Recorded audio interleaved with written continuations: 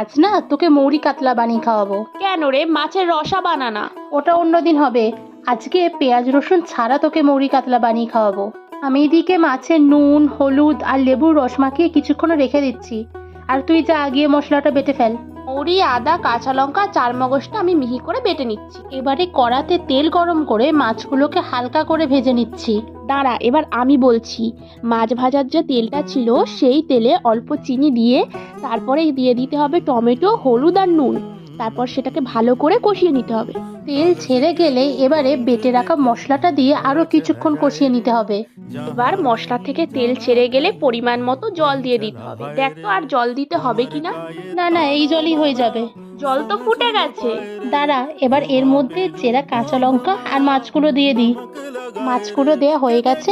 এবারে ঢাকা দিয়ে কিছুক্ষণ ফুটিয়ে নিতে হবে। কিছুক্ষণ পরে ঝোলটা শুকিয়ে এলেই তৈরি হয়ে যাবে মৌরি কাতলা। বাড়িতে একবার অবশ্যই বানিয়ে দেখো।